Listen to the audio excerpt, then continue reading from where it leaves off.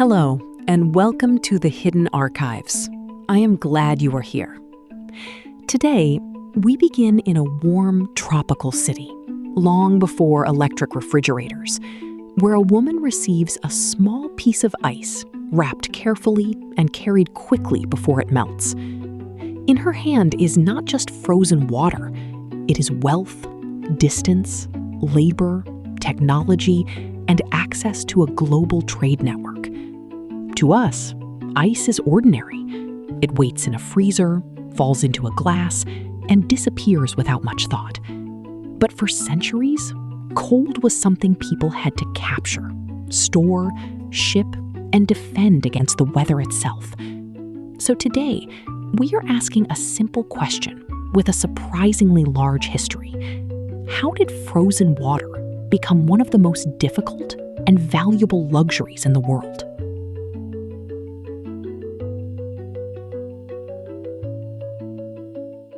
Ice was valuable because it fought every natural force that surrounded it. Heat, time, distance, humidity, and decay all worked against it. To own ice before modern refrigeration, a person needed much more than a cold day. Somewhere, water had to freeze thick enough to harvest. Workers had to cut it in winter, often from ponds, rivers, or lakes, then move heavy blocks into an ice house before spring arrived. That building needed insulation, drainage, shade, and enough packed material, such as straw, chaff, or sawdust, to slow the melt. Then came transport. A block of ice could not simply be sent and forgotten. It had to travel by cart, rail, ship, or wagon through a system that accepted loss as part of the business. Some of it would melt. Some would arrive smaller than it began. The luxury was not the ice itself, because frozen water is chemically simple. The luxury was the entire chain that made cold movable. In a hot place, a piece of ice represented a triumph over geography. In a city, it represented a delivery network. In a household, it represented a service. Cold had to be manufactured by planning, architecture, muscle, and money long before it could be manufactured by electricity. Long before the global ice trade, people had already learned that cold could be stored if it was treated like treasure. In ancient China, snow and ice were gathered for elite use. In Persia, Greece, Rome, and other societies, rulers and wealthy households stored winter cold in pits or thick-walled structures for summer drinks, desserts, and medical purposes.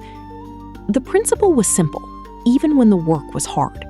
Keep sunlight out, keep heat away, and surround the ice with materials that trapped air.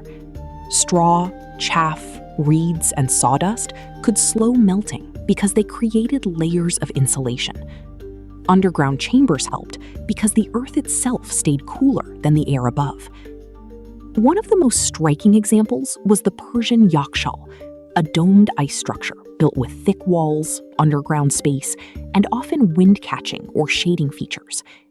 In desert climates, these buildings could preserve winter ice and, in some conditions, help make ice through evaporation and night cooling. In India and other warm regions, shallow trays of water were sometimes set out at night over insulating beds, where evaporation and radiative cooling could form thin ice even when the air was not deeply cold. These methods were ingenious, but limited. They produced small amounts or required special buildings and labor. Cold existed, but it belonged mostly to courts, hospitals, rich households, and colonial communities. The great turning point came in the 19th century, when a Boston businessman named Frederick Tudor decided that New England winter could be sold to the tropics. In 1806, Tudor sent natural ice from Massachusetts to Martinique, a plan many people thought was absurd. The cargo could melt, the market might not understand it, and the cost of shipping frozen water across warm seas seemed almost comical. But Tudor kept refining the system. Over time, his business expanded to Cuba, Brazil, England, India, China, and Southeast Asia. The work began on frozen ponds and lakes, where crews scored the surface into grids and cut blocks with saws. Nathaniel Wyeth's ice plow helped standardize those blocks, making them easier to stack, pack, and sell. Sawdust from the lumber trade became essential insulation, turning a waste product into a shield against heat.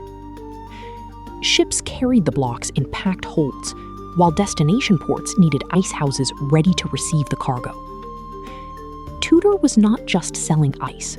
He was building demand for chilled drinks, preserved foods, and the very idea that cold could be part of civilized comfort.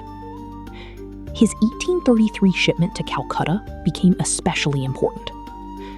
Boston ice arrived in colonial India and quickly became a luxury product among Europeans and urban elites, proof that winter could be exported. Once ice reached hot cities, it became more than a novelty. It became a performance of status. In colonial clubs and wealthy homes, ice cooled punches, wines, lemonades, and water. It helped make ice cream, sharpened the drama of banquets, and gave hosts a way to display modern taste. In hospitals and sick rooms, it was used to cool feverish patients and preserve medicines. For people living in tropical colonies, ice carried a powerful meaning. It created a small zone of distance from the local heat, a controlled climate inside a glass, a dining room, or a hospital ward. Yet the symbol was fragile. Every chilled drink depended on workers cutting winter ice thousands of miles away, ship captains accepting melt loss, warehouse managers guarding stores, and local sellers moving quickly through humid streets. There is an irony here worth pausing over. A melting object became a symbol of control. Ice looked clean, modern, and effortless when it arrived at the table. But behind it stood a restless system of extraction, packing, shipping, and selling. The pleasure was immediate, while the labor was hidden. That pattern would repeat through much of modern life, comfort appearing simple only after a large infrastructure had learned how to disappear. By the late 19th century, ice was moving beyond elite tables and into the daily machinery of growing cities.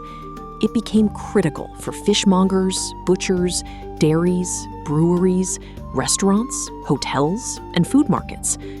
With ice, fish could travel farther from the coast. Meat could be held longer before sale. Milk had a better chance of reaching customers without spoiling. Beer could be brewed and stored more consistently. Fresh food began to move through longer routes, changing what city people could eat and when they could eat it.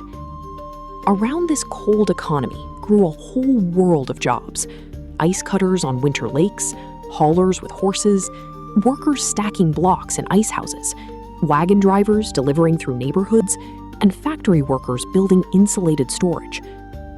In the home, the icebox became the bridge between older cold systems and the electric refrigerator.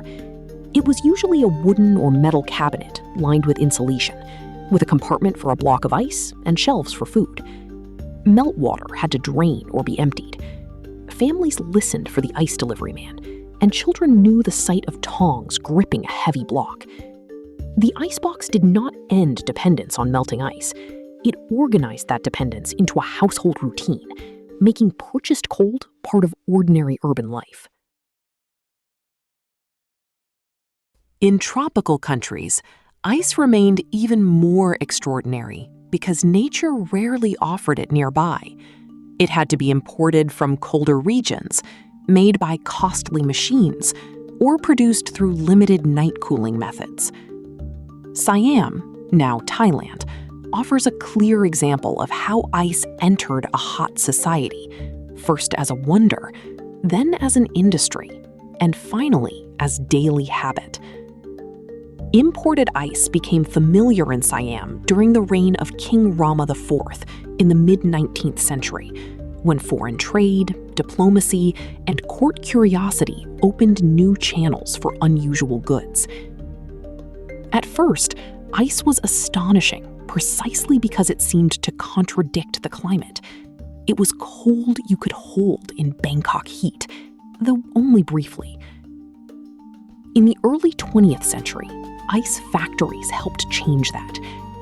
Thai sources often connect the year 1905 and the role of Praya Bhakti Noraset, also known as Lert Shresthaputra, with early ice production in Bangkok.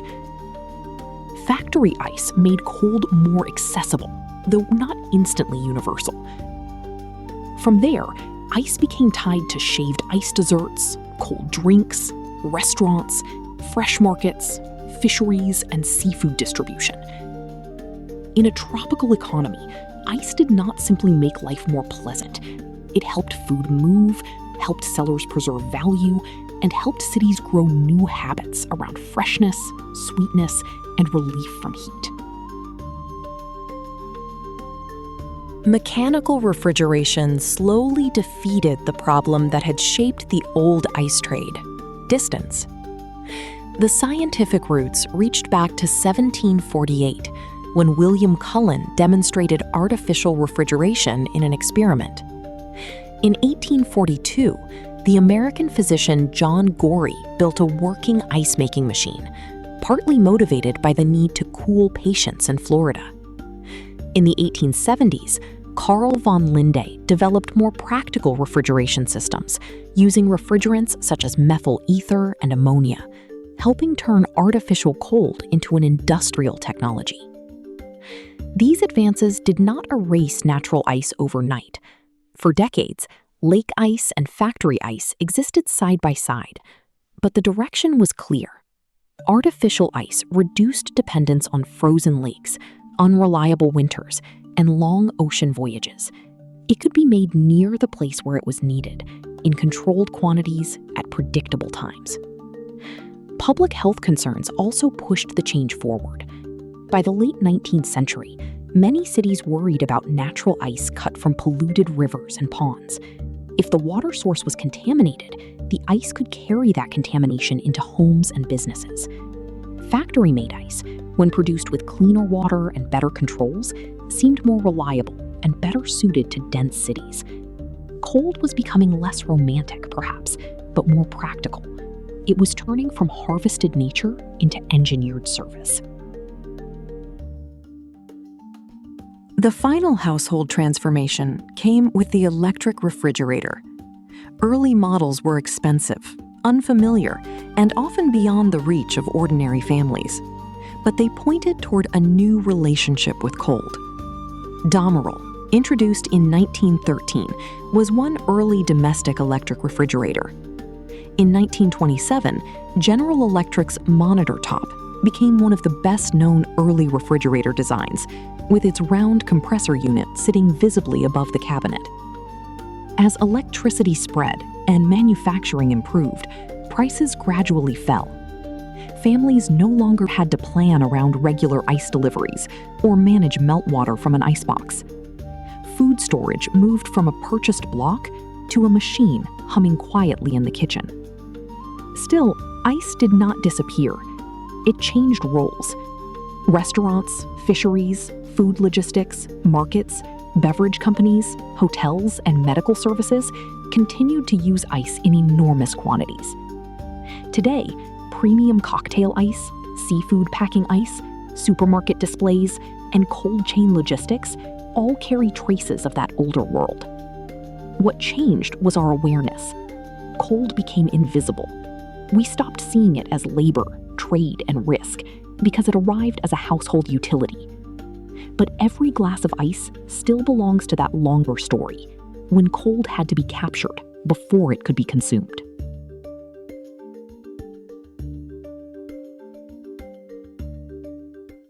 So let us return to that warm room and to the small piece of ice being handed over before it vanishes. Before electricity, cold was not automatic. It was built through winter labor, insulated walls, ocean shipping, city delivery routes, machinery, risk, and money. Modern refrigeration is one of the quiet foundations of everyday life. so ordinary that we notice it mostly when it fails. The next time ice clinks in a glass, it may be worth remembering that cold itself was once a luxury. Thank you for listening to The Hidden Archives. If you enjoyed this episode, please subscribe, like, and leave a comment with another everyday object whose hidden history you would like us to explore.